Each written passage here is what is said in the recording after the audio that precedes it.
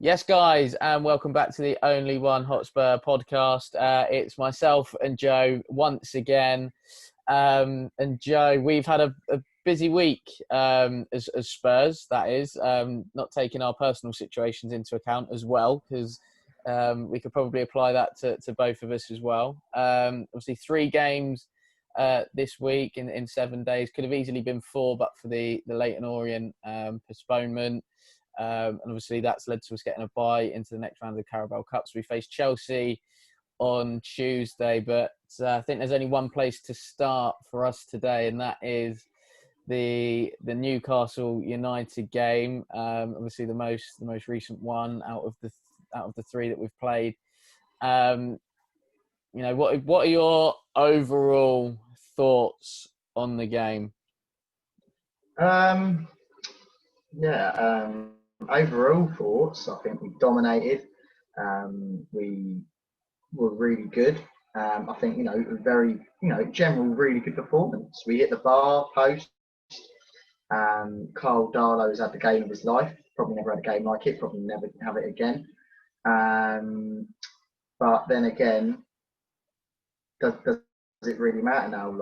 The overall performance has just been outdone by an absolute stupid decision again. And it's like, I generally I've lost the words to describe football anymore. Well, it's not football. That's as simple as that. Like, as I've said so many times before, the sport what we love is gone. It's gone. For a decision like that to be given, literally, he's less than a yard away from him. It's not even social distancing. It's like he's jumped. He's jumped up and he's like, because anyone who knows anything about sport, so FA must not know anything. If you jump, you raise your arms to get elevation. Okay, and Carroll has jumped behind him. He has headed it onto his arm. What is Eric Dyer meant to do? What is he meant to do? Halfway up, just chop his arm off? Like, it's a joke. Like, what can he do? Like, but the thing is that it's not just with Tottenham either, I want to say. I've seen, like, the Crystal Palace one yesterday as well, I was going mad about. Because even though it's not my team, you don't like to see it. You don't like to see it because it isn't football. Like, the one yesterday, Digne obviously headed it down to Joe Ward. And I tell you what, Joe Ward's reaction yesterday, which I won't go into too much about that one, but it's a good point, which is relevant. Joe Ward's reaction after, he wasn't even angry. He was just like, his face was just like, what am I going to do? Like, he just looked confused. Like, and I think that was the same with Eric Dyer. Like, I had someone message me going, oh, I'm surprised Eric Dyer managed to keep his cool. But I'm not surprised at that. I'm like, because what, in your head, you're probably just thinking, well, what could I have actually done there to be different, to not give that away? There isn't anything. And who was on commentary? Was it Jamie Carragher on commentary? Yeah, Jamie Carragher on co-coms for Sky today, yeah. Because I remember earlier on in the game, I think, was it Matt Ritchie went to play one across, and Matt Doherty went like that, hands behind his back. Yeah. And he went, I don't like seeing that, but I can't blame them anymore because of all the stupid handball decisions and everything. Then but you can't jump like that. You can't. But the thing is that technically we had a couple calls then. That one, what they showed after. Okay, well, if you've given that one, technically that is a handball. Well, if we're going by it, I don't care. And so, Joe, is it a case then of consistency? Because I know you mentioned the one on Joel Ward yesterday. I think there was one as well, Neil Maupay, for Brighton, which then was subsequently given as a penalty for Manchester United, and that just seems to be a regular occurrence. Right. And then I think even Matt Doherty's one last week in the game against Southampton. Obviously, that's pinged up off of his foot and then hit his arm. So, is it a case of now consistency? Because you see, and again, as you mentioned, there was a couple of calls regarding Lascelles where it's hit his arm or what, is it a case then, like I say, of consistency, or perhaps the rule being changed completely? Well, the rule's only just been changed, mate. So yeah. Hopefully they can just rub it out, or like, you know what I mean? The ink still might be fresh. It might just be able to smudge it. Do you know what I mean? Like, Tipex job, is that what you're saying? Just burn it. The thing is to be fair, out of the ones what you've just said, the Morpay one was a penalty because I think there was enough distance between Maguire and Morpay, and Morpay sort of jumped, and then as he's headed it, he has then sort of raised his arm, but the other ones weren't. And that's the thing. Like, I didn't want a penalty from them, the sales ones. I'm not saying that at all, but it's like you've given that against Dyer, and it took him. Like, I know they were checking the offside and everything, but it took. You just sort of knew though. It's like it's going to be given, isn't it? And I just don't get it. Like, what is it like?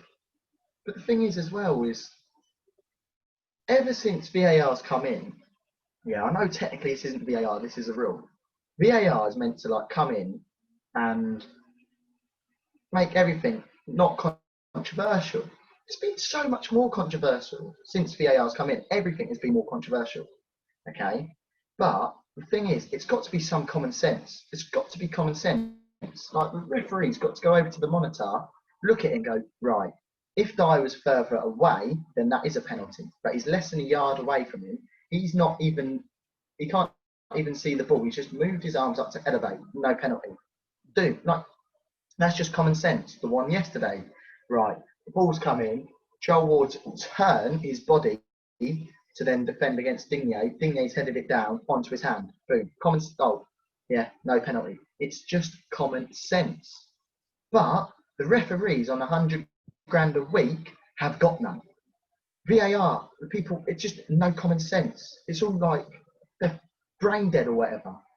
It's a joke. Like, I feel like I'm going to get known for having these rants about VAR, about all the rules and everything like that. But the thing is, it's true. Anyone who knows football knows that is not a penalty against Eric Dyer. No one who I know have actually gone, oh, that is a blatant penalty. They've all gone, that is shocking. Everyone's used shocking. All the pundits, that's shocking. I think Graham Souness, who's an absolute idiot though, was saying, oh, well, technically it is though, isn't it? Well, you've got to think about how close he is. And I think, was it Michael Richards maybe said that, or one of them said that, I think. And I'm like,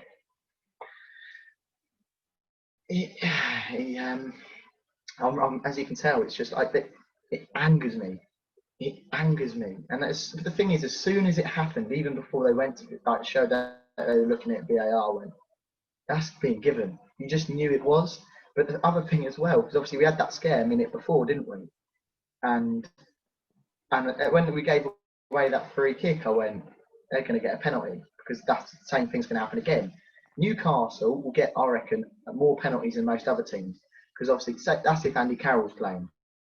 They aim for Andy Carroll at the back post because that's what he always does. He goes to the back post. The person marking him, a lot of the time, it will end up hitting their arm or hand. So they're going to get quite a few penalties. So if Newcastle go win the league, don't be surprised just because of an absolute stupid rule.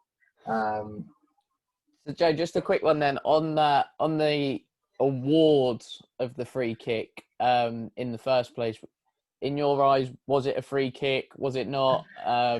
Because I've had some mixed views on it already. Just by going on social media, a lot of people saying that it wasn't, and then there's some that are saying that it was. So what are your thoughts on the free kick? Yeah, thank you for reminding me about that. I completely forgot about that until obviously the main attraction is, what is Højbjerg going to do there? What is he going to do? He's literally stood there and gone, oh God, he's running out. Like, he can't, like, he's literally passed it, given the ball away and run into Højbjerg. Højbjerg's literally not moved. He's not gone to, you know what I mean? It's like, so how, yeah, it's not exactly good, is it? When you're getting decisions like that, and then it follows on to another decision like that. You know what I mean? It might as well just watch non-league football. Do you know what I mean? Don't have any of this nonsense. The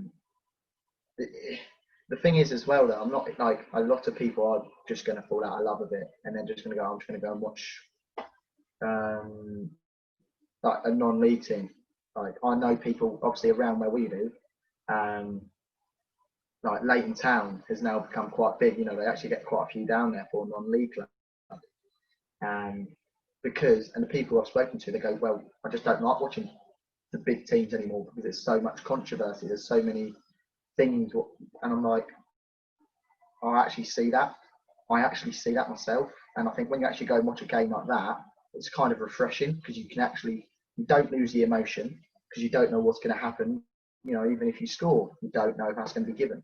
And such like that. Like, I can feel with myself, I've lost the emotion because of you constantly thinking, oh, is that actually going to be given? Is this going to happen? But if you go and watch a non-league game, you know they're not going to go over to a monitor and change it. You know what I mean?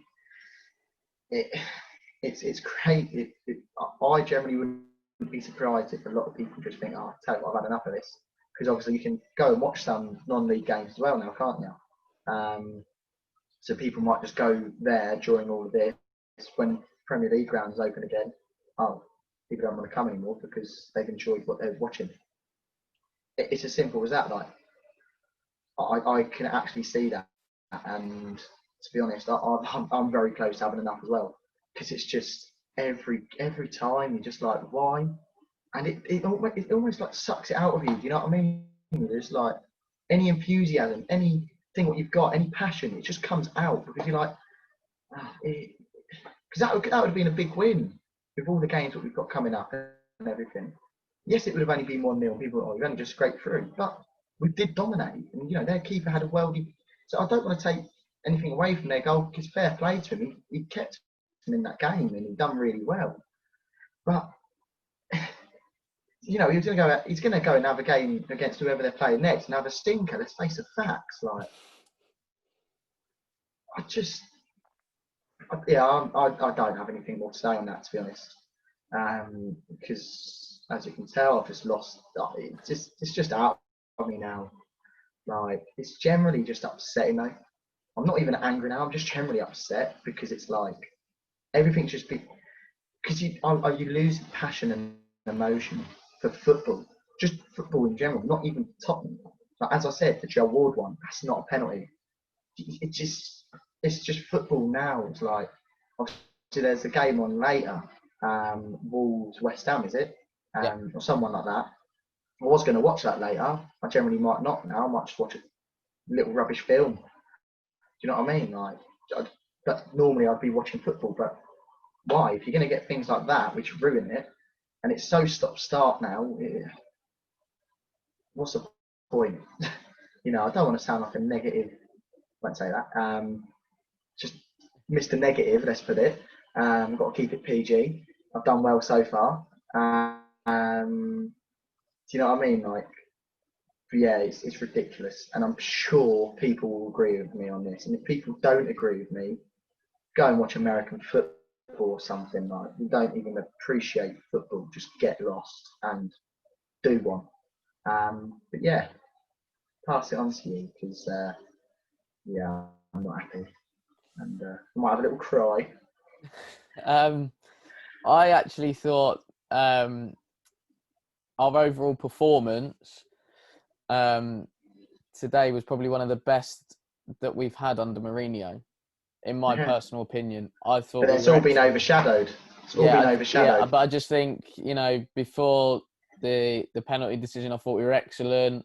Restricted Newcastle to very little. I know they sat in and whatnot, and tried to make life difficult for us. But I felt, and I think this is probably where the Tottenham team under Pochettino, say in the last 18 months, 2 years, to the performance today differs. And we could even look at, you know, both Newcastle games as a direct comparison at home. Because last season we could not break them down. We struggled massively when they sat in and parked 11 men behind the ball. But today we were good. We were looking to break them down, whether that was playing in between the lines of Newcastle or going down the outside. I thought that the wingers looked a threat, although their final ball wasn't the greatest. I think that's fair to say. You know, that end product wasn't always there. The amount of chances we created, I think, you know, I think the legend that is Michael Dawson said at half time and even at full time, that the game should have been out of sight. And yeah, all right, we can look at that penalty decision and whatnot, but I have to say I do agree with Dawes. I think we had the opportunities to kill the game, and I just think we didn't take those opportunities. A little bit similar again to midweek, because we created a lot without converting. And it was only until the likes of Kane and Lo Celso, I think, that came on midweek that really changed the game. Look, I'm of the opinion, and this may be an unpopular one, but I think it's a free kick, because I don't understand what Højbjerg is trying to do with the state of the game. So taking the state of the game into consideration, like Højbjerg has seen Joel Linton play the pass. So what Højbjerg's tried to do is be clever and streetwise and try and win a free kick for us by standing his ground. But actually, Højbjerg doesn't even look at the ball either. So if Joel Linton had played the pass and then Højbjerg had looked at the ball and moved his body towards the ball, I think we'd have got a free kick. But because he doesn't, he literally just stands there and waits for the contact to happen. It's almost like in basketball. Like for any people that watch basketball, you see a lot of the time where defenders they know that the attacking player is dribbling towards them, and then they pop it off and then they stand their ground. But the thing is, in basketball, like they sort of like go like that, take the hit and move backwards. And if they do that, they get a foul. So I think Højbjerg's tried, like I say, he's tried to be streetwise and clever, and it's just gone against him. Don't really want to talk too much about the penalty, because I think you've covered it pretty much. I don't know what. I mean, Dyer's not even looking at the ball, so he doesn't even know what's going on behind him, and he's just tried to jump. I mean, it's one of those. Definitely get the Jose I prefer not to speak little thing out for that one, because I literally just can't believe it. Talk of him being offside, I don't. Under the rules, I don't think he's offside. And then, although I was watching the game with my dad, and he said, "Look, that's if Sonny's one against Leicester last season was given, and even if we look at the Sheffield, if I think it was Baldock for Sheffield, West Ham, Sheffield United, weren't it? Well, no, our Sheffield United game last season. Oh yeah. Yeah, was it Lundstrom or George Baldock, one of those two with the toe being offside? Then that one should have been given for offside. So again, that's why I said to you about consistency, because it seems that it's not quite there. But yeah, I think the penalties, it's incredibly harsh. And even some of the other penalty decisions have been quite harsh. Again, more of a general feeling. Some penalty decisions have been quite harsh. But then there's been some that you go, oh, and it does go, we've seen those given. So why in certain games if it's been hitting an arm or whatever, are they being given and some are not? I don't think it's a VAR issue, though. I must stress that I don't think it's a VAR. I think it's an IFAB issue. So the lawmakers, I think it's their issue. They have to deal with it. They have to sort it, and they have to sort it quickly, because, I totally agree with you and the point that people are just going to, stop watching top level football. And when I say, I don't just mean Premier League, it might then apply to other leagues as well. But then as a caveat to that, other leagues seem to have their house in order when it comes to VAR a bit more or a bit better than what we do. And, I think, as I've mentioned before, certainly to you anyway, with regards to VAR, that it just works differently. In European competitions, it works differently compared to the Premier League. In Serie A, Bundesliga, MLS, and any other league that it's applied in, it just works differently. So I think it just needs to be a blanket thing whereby everybody then applies the same set of rules for VAR, and they check exactly the same things. one encouraging point I must add is that the referee goes to the pitch side monitor to have a look. It's something that I've tell you, stressed, yeah. but at the same time, again, think about it. Like, I think, as you said, common sense sometimes does need to come into play. And you know, as you said, like we said, Dyer's looking away from the ball. He's about a yard away. There's nothing he can do, really. So, I mean, I know we're not really teaching kids how to head a ball these days, but if there was anything whereby, you know, if you're working, say, with an under 18s group or even under 16s, and you're working, say, set piece wise, you would probably look at that and go, right, if you're in that situation, do this, blah blah blah blah. You know, we might not even be getting to do that these days, as coaches. So, you know, it's annoying, it's frustrating today, but I do feel like we had enough of the game to kill it off. We just needed that second goal. We had the chances to do it, and we just didn't kill it. But, you know, it's annoying and frustrating because, like I said earlier, our overall performance was fantastic. You know, Newcastle, you know, I think they barely got out of their half, let alone into our penalty area. And the couple of times that they did, I think, as you mentioned, the Doherty one with his arms behind his back, and then, you know, the penalty incident. So yeah, it is annoying and it is frustrating. So yeah, would I say VAR's killing football?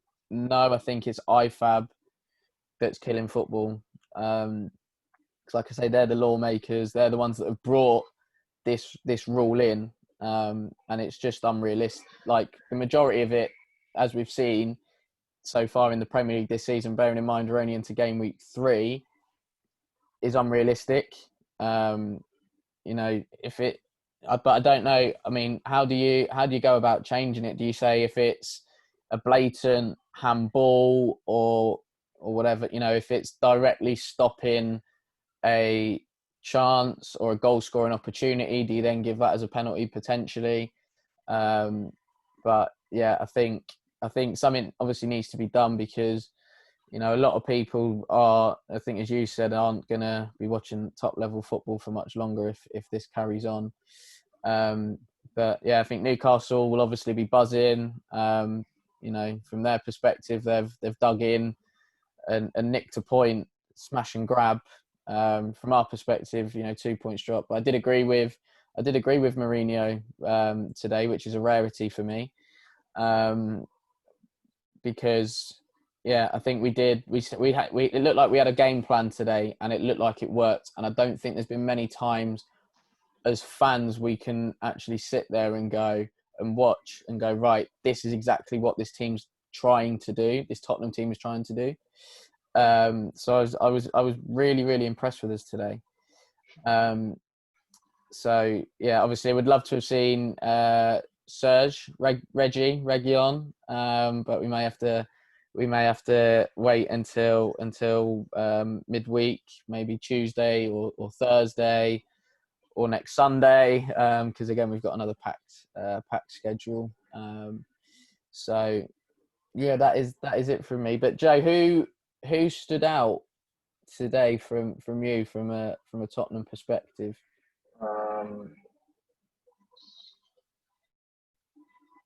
It's hard to say. Like, sort of, my head's gone. Like, literally, if anyone finds it, please post it back. Like, it literally is gone. I think Lucas actually did look good today.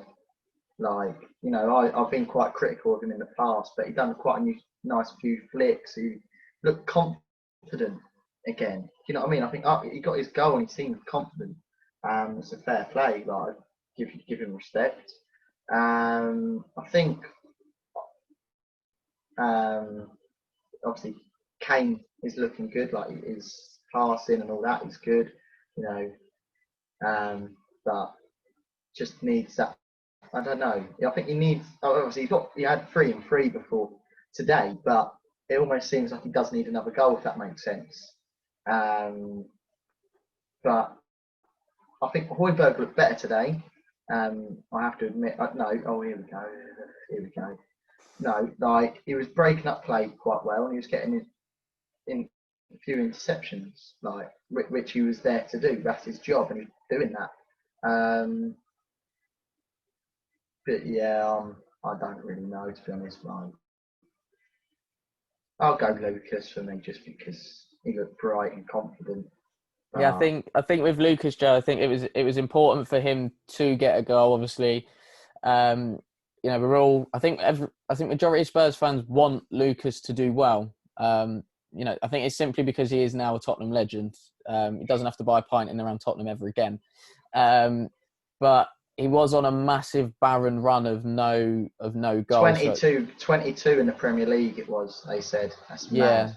So, which, as you said, it's crazy. It's sort of mad. It's crazy with the level of ability that he does have. But I think as well, I think that goal definitely gave him a boost, 100%.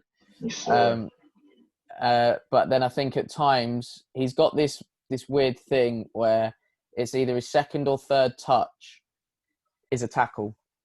That's the worry with me with Lucas Moura. His first touch is usually good. It's positive. It's out of his feet.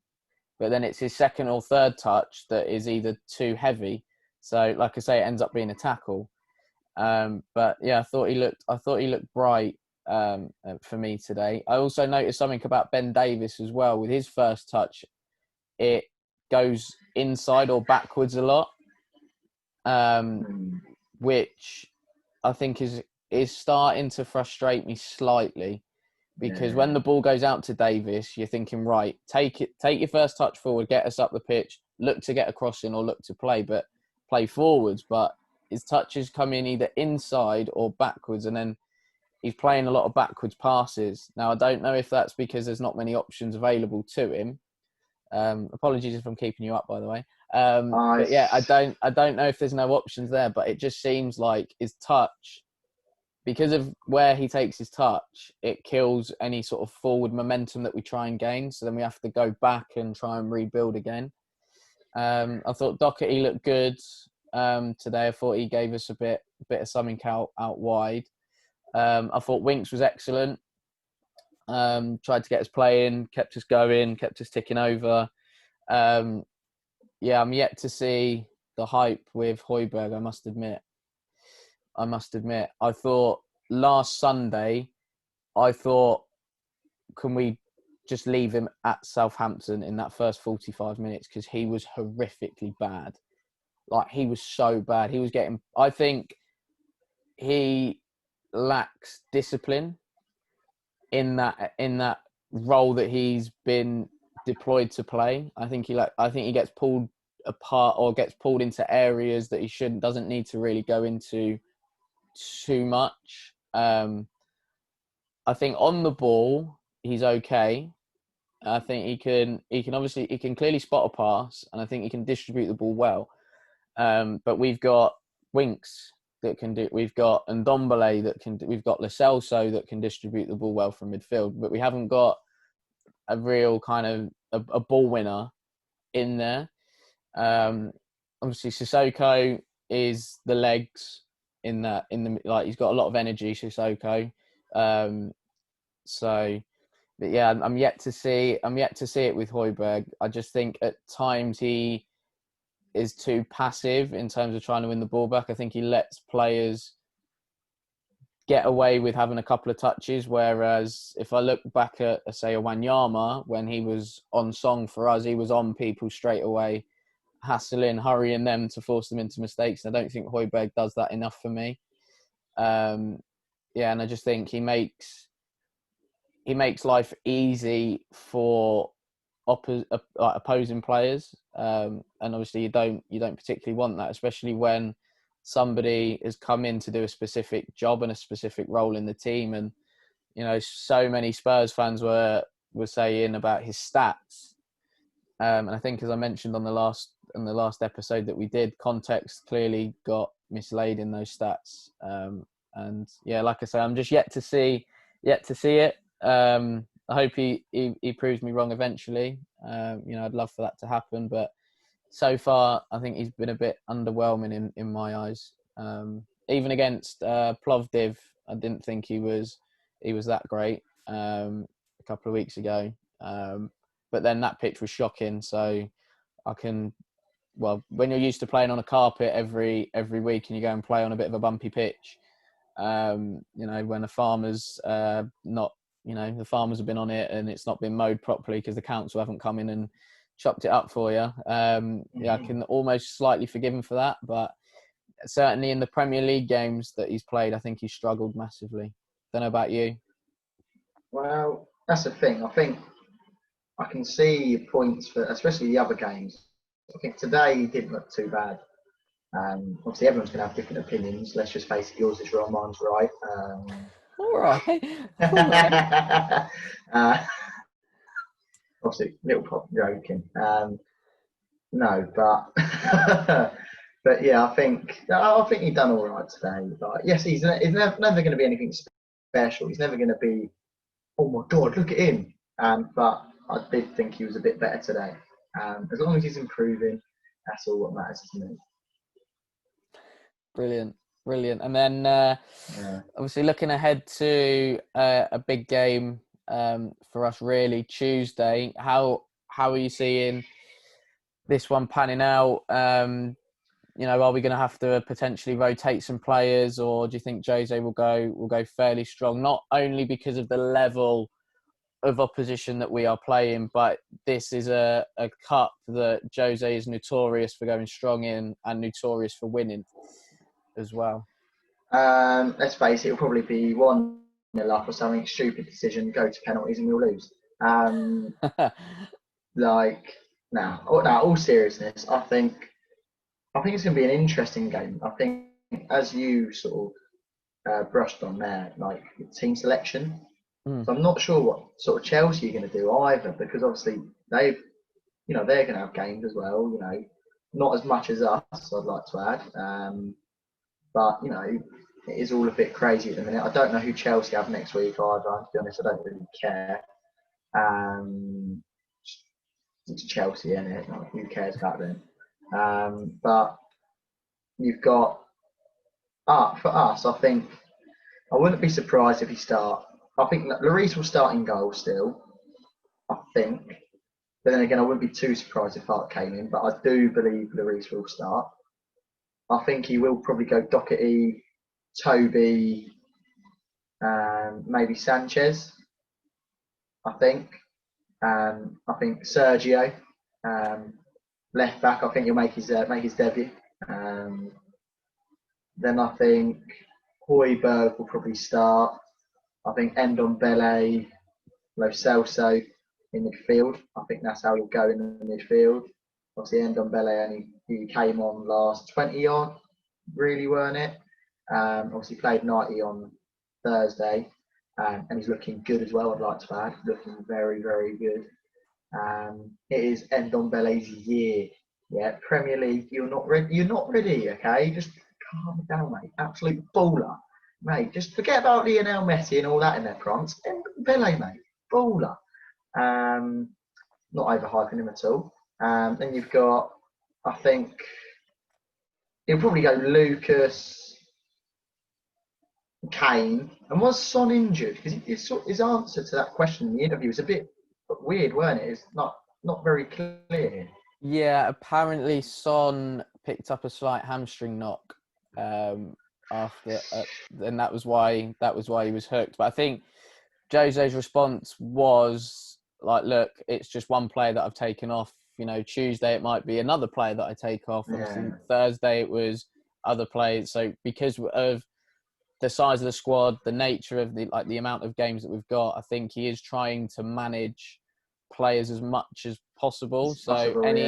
Any slight knocks or whatever, I think he's just playing it safe and going, look, we'll bring you off, and then save you for another fixture, which is probably happening in 48 hours time, because that's how we're rolling these days.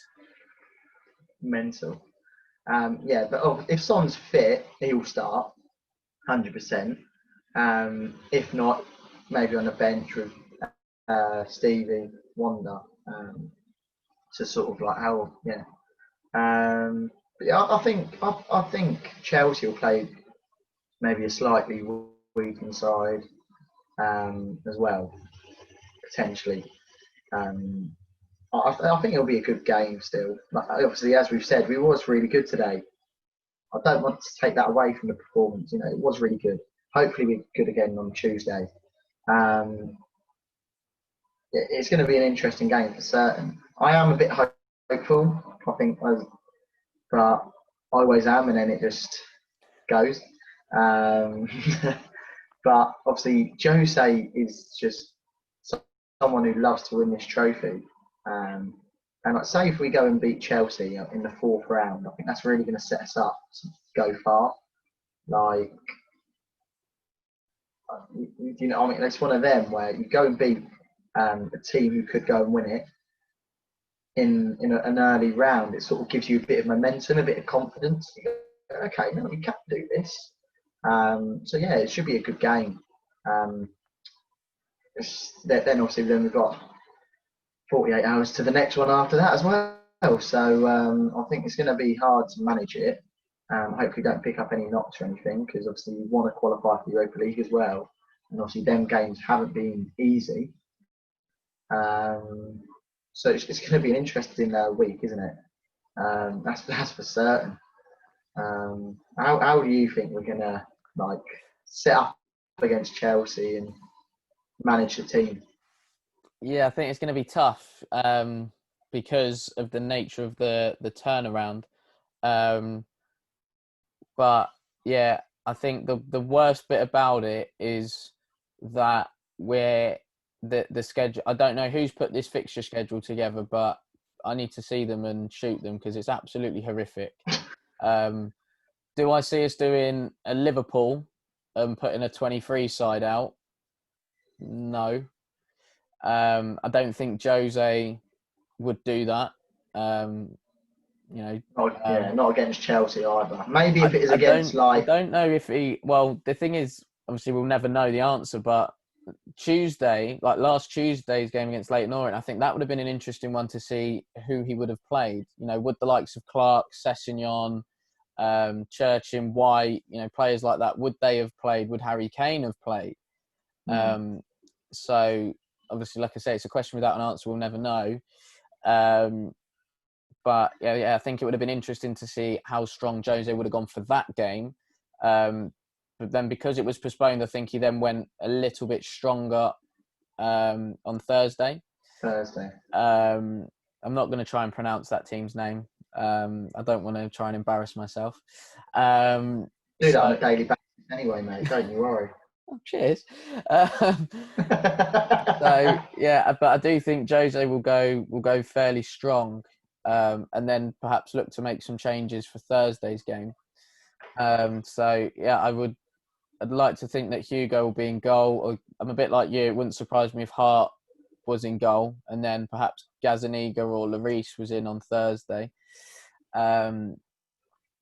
I don't see. This is the thing now because of the short turnaround. Will Aurier start? If that's the case, and then we may have to start worrying. I think Doherty. I'd prefer Doherty. He seems to be a bit more steady for us at the minute, Doherty. It's not hard, is it? Let's face the facts. No. Let's face the facts. But then I think I've mentioned this before. I don't know if I mentioned this to you, Joe, but I think because our standards of a right back have dropped dramatically, anybody that's not Serge Aurier, we think, oh my God, he's quality. So Prime Danny Alves. Yeah, and he's 37 or something, isn't he? So yeah, I think I'd like to see Sanchez and Alderweireld as a defensive pair because I don't think Alderweireld and Dyer necessarily work or complement each other. Whereas I think Alderweireld and Sanchez, I think, complement each other a little bit better. I don't think Reguilon will play. I think he'll play Thursday. But then it was quite interesting to hear Mourinho before the game saying that Davies can't play 90 minutes all the time. So obviously Reguilon's been brought in to provide that competition, and we need that. Then we go into midfield. Obviously, if Sissoko gets over his headache, I reckon he might play because he, like I mentioned before, he gives us legs. He's technically not the greatest, but he runs about a bit and he does give 100%, but he's just not got the technical ability, unfortunately. So yeah, I'd probably say Sissoko and maybe Højbjerg, and then I would anticipate then that another player would probably replace Højbjerg during the game. Do I think Dele will play? Yes, I do. Nothing better, I don't think, for Dele than a point to prove against Chelsea. And he loves a goal that's a shout. a lot as well. That is a shout. So yeah, I mean, I'd love Dele to play. I can't see us selling him as well before anybody asks, because we need homegrown players. So I don't think we'll sell one because we need them.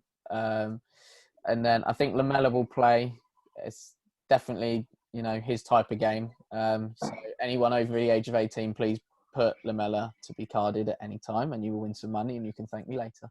And then I think Bergvin will play, and then I think Kane up top. I don't know if Sonny's got a slight hamstring injury. I don't think they'd want to risk him so soon. So yeah, I think he might play Thursday. But listen, we've actually got quite a big squad now, so it needs trimming. So that leads us quite nicely onto some transfers.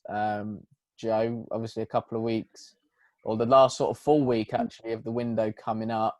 Club have been very vocal, or people have been very vocal about where we need to strengthen. It appears Jose has been vocal as well, that we still need at least two in. So do you think we'll get one or two in? And who do you see us shipping out the door? Yeah, I think we will bring in two. I think we will bring in a centre half and a striker. I think we're going to start off this week with Skriniar and Milik as the rumoured ones, and we'll end up with the week with Craig Cathcart and Troy Deeney probably. But no, I think we'll get Skriniar. I think that one will happen. Obviously, there's been constant rumours. Obviously, Steve Hitchin has been out there. So I think he wouldn't go out there for not hopeful of it happening sort of thing, because I do generally think that one will happen. Obviously, Daniel Levy's working his magic at the minute. They're asking for like 50, 60 mil or something like that, aren't they? I think it's 60 million euros, something like that. And then obviously it's cheaper in pounds. I don't know the conversion rate, so sorry. And I think obviously Daniel Levy's like going, well, we'll pay 30. So I think we'll end up meeting like 35 mil or something like that, which is absolute steal. And obviously Milik, I'm not sure if that one will happen or not, to be honest with you. I think it would. I genuinely wouldn't be surprised if Dean came in. I'm not even just saying that to be funny. I wouldn't. But even if Dean did come in, for example, and we've signed and we've had the summer signings what we have had, I don't think I wouldn't complain at all. I think I'd actually still be I'd be buzzing still, because I don't get how we haven't managed. We've got this far in the podcast and we haven't mentioned main man yet. Really, not trying to hint anything at all. Maybe because, Joe, we're going to do a full transfer episode when the transfer window closes. Well, still, I don't care. He's being mentioned. Just signing Gareth Bale. What a beautiful moment. God. That's the thing. Like anything what Daniel Levy does now is he's literally just seeing all them people. Like, what was it? The Everton game. Obviously, people going to protest. He's like, they're protesting, but I'm going to bring in Bale and Sergio Reguilon this week. They're going to look like right muppets. And I bet you they're like just sort of hidden away that banner going, who are those people protesting the other week against Daniel Levy? What absolute muppets, mate. It was you. Yeah. Absolute business. As you can tell, I'm a bit excited by that. Look, I've perked up again now. Um, but that's the thing. But then again, if we did sign Deeney, if you actually think about it, because I know I absolutely rinsed it the other week, didn't I? But when I actually went away and thought about it, I went, he's Premier League proven. Mm-hmm. He's a bit naughty, if you know what I mean. Like he's a bit of Rough house. rough house. Yeah, that's a PG word. He does get goals as well, and I think it would be a good alternative option to Kane. I won't use a backup term. I don't want to get in trouble. But it's a different type of option. I would also like to add, apparently Fernando Llorente is also now again on a free. But on the way out, I think we are going to have to sell players, and I'm very surprised we haven't yet, because we haven't actually sold anyone. We've obviously sent a few people out on loan, but no one's actually been sold. And I was sort of like, yeah, how's this working? But I think Foyth's gone. I think he is gone. If we're getting in another centre half, he's gone. Serge is hopefully gone. I think Gazaniga's gone as well for some reason, because Gazaniga's been dropped. But I think if a team comes in for him, I don't think Tottenham would get in the way. I think they'd be like, look, if you want to go and play first team football and we get the right amount of money for you, you can go. And I think he deserves, if that's what he wants, fair play to him. So I wouldn't be surprised if he went. I'm not even going to lie, I wouldn't be surprised if Cess went out on loan. I don't think we would sell him permanently, but I wouldn't be surprised if he went out to Fulham, for example, for another year, because he's just not even getting in on the bench or anything like that. And I think it could do him well to go out again for a year at Fulham. I think that would be a brilliant place for him to go again. Look, you can go and play football again, look, and then come back, get your confidence back up, and you can come back to us. Apart from that, I don't really know who else we would sell. I think obviously Cameron Carter-Vickers, players like that. But apparently we proper priced Luton out of signing him permanently. I think Luton were willing to pay one or two mil max or something like that, and we was asking for 3.5. And yeah, that might not sound like a lot to some people, but for a club like Luton, that 1.5 mil is like almost like 10 mil, if that makes sense. It's big money for them sort of teams.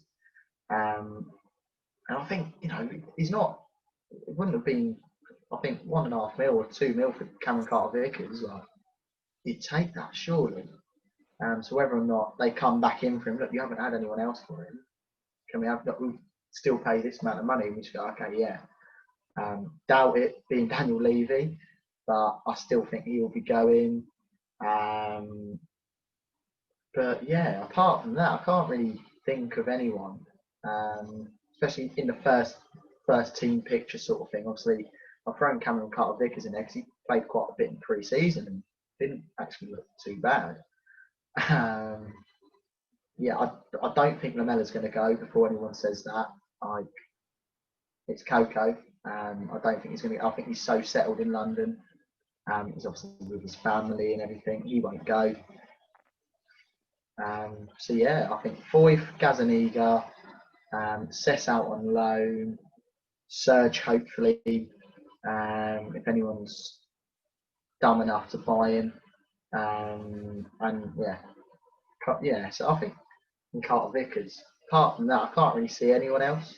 And cut short this Gedson Fernandez loan. What's the point of having him in the squad? What is the point? He's the most. Do you know what I mean? It's pointless having him in the. What's Gedson Fernandez? I'm asking for a mate. Because I think he's almost become Gedson. Has almost become like a forgotten man. He is like he got himself onto the bench today, but that was because Sissoko had a headache, which was apparently reported. But I think because we've brought in Højbjerg and because the majority of our midfielders are fit, it's like, well, what's he doing here? And I think I don't know if you're of the same opinion as me, but other Spurs fans that I've spoken to have been like, where do we play him? Like, what type of player is he? Is he a ball-winning midfielder? Is he a playmaker? Is he box-to-box? Is he, I where think, do you play him out on the right? Do you play him in the middle? Obviously, done a stint at right I back think, or wing back in pre-season as well. So I think Jedson's the strange one, the anomaly, if you like, within the group, within the squad. So yeah, but like I say, it's a bit of a strange one. Is Jedson?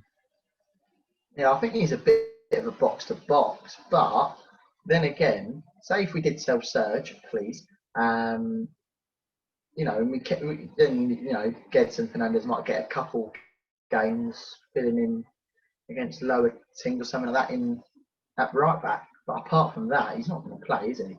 Unless if we have like everyone injured in the midfield again. Um, It's a really weird one. But yeah, Who do you reckon we'll end up bringing in and getting rid of?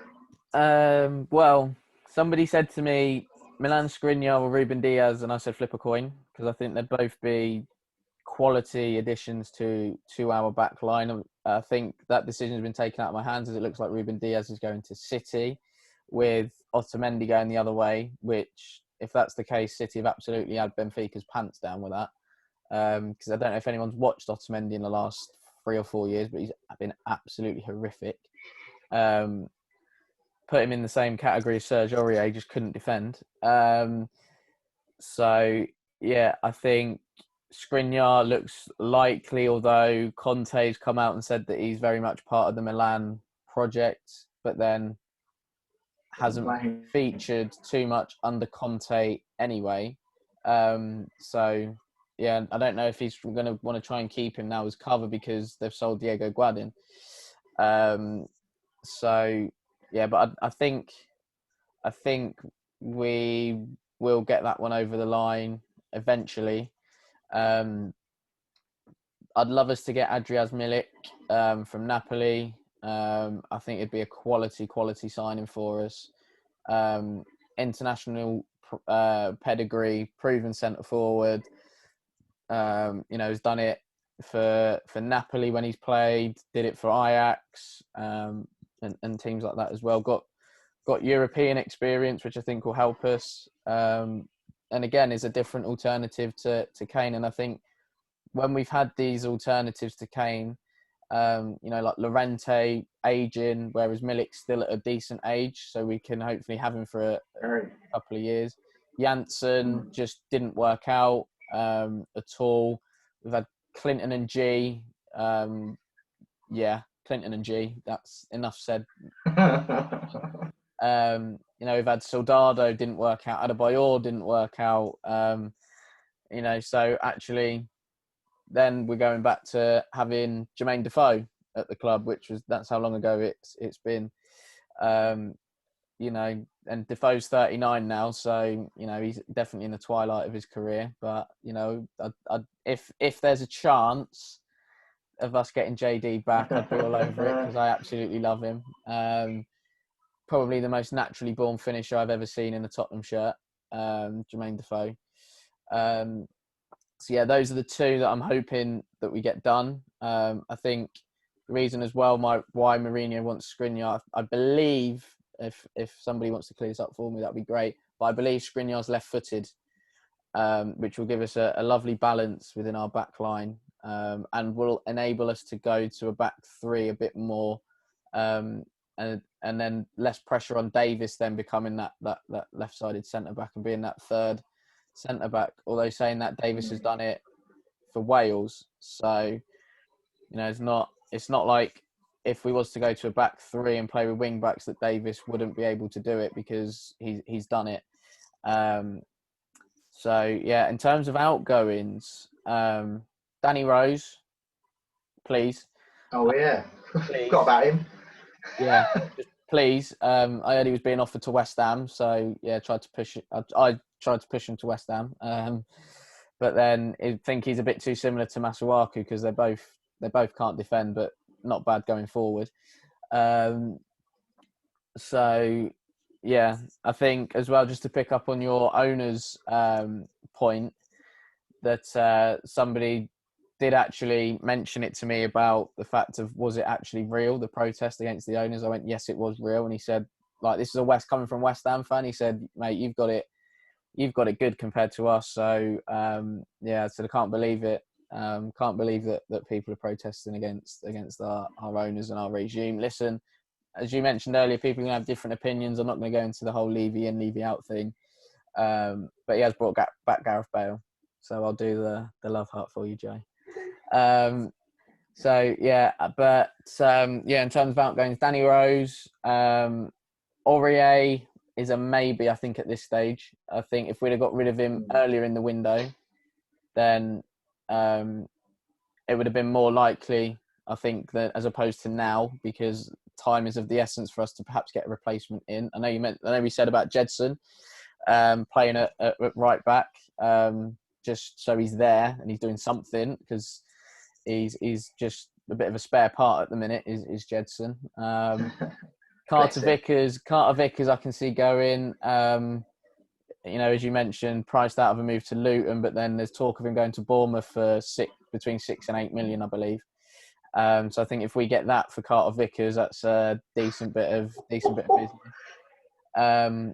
Cess, rumours that he has been offered out on loan or been made available for loan. I think between him and Clark, I think those two could head out on loan. And then Foyth, I think with Foyth, it's going to be a bit harder to shift him now, because there were strong rumours that Leeds were interested, but then they've brought in Robin Koch and Diego Llorente as well to supplement their backline. So do I see Foyth going to Leeds? No. So then that leaves clubs such as Villarreal that were interested. Do I see him? Would I like Foyth to leave on a permanent deal? No, because I think there is a player there. Obviously, we know what he did when he come in at right back. So if Aurier was to go, could Foyth or Tanganga maybe come in at right back to help us out there? I do think there's a player there. It's just how you get it out of him. He was linked with Fulham, I think, as well, because a Fulham fan was asking me about Juan Foyth. But I think the thing is, he frustrates fans a lot because he's not a conventional centre back in terms of head it, kick it kind of thing. He wants to play, and he does take some risks. And I think that's what frustrates fans of a certain age anyway, that are more used to a head it, kick it centre back. So yeah, do I see Foyth going again? I'd like to see him go out on loan, get some game time, because I know he's not, and he's Argentinian and not Europe. And they're not in Europe, but actually they'll have their, I think they might have their Copa America this summer or whatever. And he's got to then think about his place regarding the World Cup coming up, because he is a Argentinian international. So I think he's got to look at his place in that setup, if he wants to. If he goes and gets some game time, it will only aid that for those tournaments. And yeah, do I see Sissoko leaving? No. Do I want Sissoko to leave? Yes. But I don't see him going again. I'm a bit with you on this one, Joe. I am surprised that we've not had, I wouldn't say a mass clear out, but it's been interesting that we've had players coming in, but we've not been able to shift players. And I guess it's that scenario that we had with Eriksen last summer, whereby Eriksen wanted to go and then no one came in for him. So I guess I don't know if it's nobody's coming in for players that we're making available, or we're just holding out for the price that Levy wants, and usually Levy gets his price at the end of the day. Yeah. I think we've seen with the documentary regarding Eriksen's situation in January, and whatnot. So yeah, no, I think it'll be a lot of the players. Obviously, Skip's gone out on loan, and so I think it's players sort of, and Parrott, he's gone out on loan. So I think it's players like that we may look to shift on loan. Like I said, Clark and Sessegnon may be the two that may leave on loan, unless somebody wants to turn Jack Clark into an unreal right back. Then that might save the club at least 20 million plus in the market and whatnot. So that's sort of where I see our transfer business going into the final full week of the window. What about Gazaniga? We didn't really. I didn't touch on Gaza actually. Again, I think if he was to go, he'd have gone. Strong rumours that Villa and Fulham are interested. Those two clubs have since signed goalkeepers. Of Fulham signing Areola on loan from PSG, so they're playing Football Manager clearly, and Aston Villa signing in Emi Martinez, and it was very, very interesting with that signing. Loads and loads and loads of people are talking up that signing, and I do not understand it, because a few months ago, nobody I'd say they'd heard of Emi Martinez, but it was like nobody really knew what he was about. All of a sudden, he's had 6-8 games, and then all of a sudden he's a world-class goalkeeper. Like, behave, do yourself a favour, and whatnot. Do you know what I mean? Like, but yeah, do I see Gazaniga going? Not at this stage, but I think with us as well, I don't see Delhi leaving, as I mentioned before, with the homegrown rule. So I think if it was one of the attacking players to leave,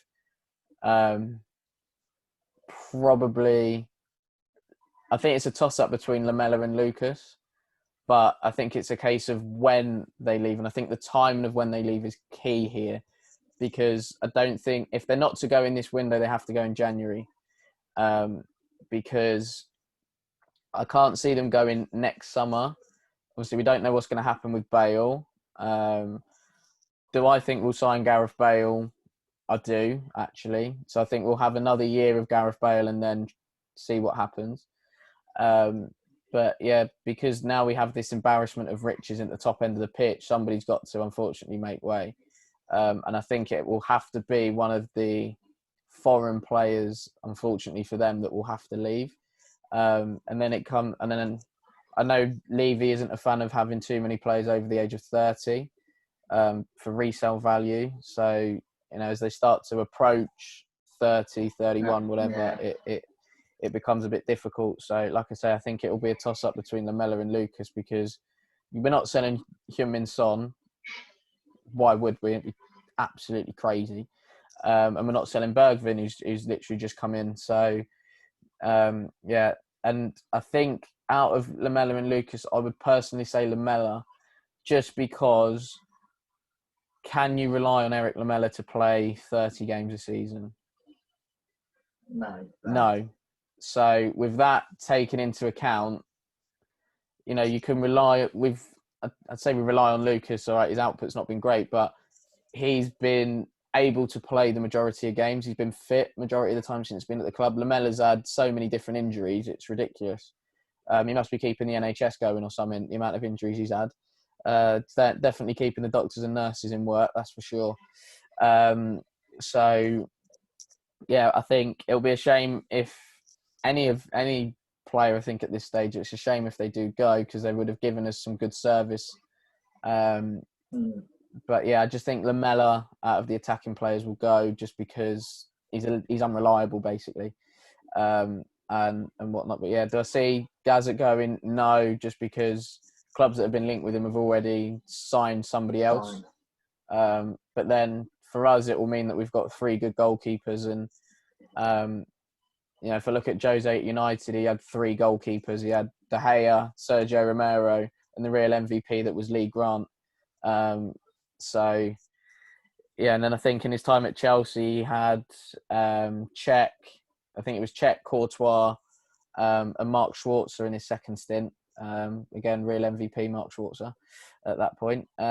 So, yeah, that means we've got really, really good competition, and I think we'll be in a much healthier position across the board to be able to compete on the 4. Well, we're hoping at this stage it's 4 fronts, so obviously we're hoping that continues. So it will at least be 3, maybe even 2. But we need that competition, I think, to drive standards in training for sure. 100%. 100%. Right, guys, I think that wraps it up for today's episode. Apologies if it's a bit long for you, but we had quite a lot to get through. Obviously missing last week, so we had a little bit of a catch up in there as well. So this will be on YouTube, so make sure you like the video, comment your thoughts in the comment section, and please subscribe to the channel. It will mean a lot to both me and Joe if you do subscribe. And do not forget, we are doing our giveaway once we hit 100 subscribers as well. This will be on Spotify, so give us a follow on there. I do believe as well it will be out on Apple Podcasts as well, so go and check it out on there. And follow us on social media for more. The social media admin has been a bit quiet lately, but we're hoping that they will get their act together. Not mentioning any names, Joe, but they will be getting their act together soon and starting posting a bit more regularly I'm changing on there. job, thank you. So yeah, please follow us on there for more. And just one last thing, up the Spurs. Come on, you Spurs.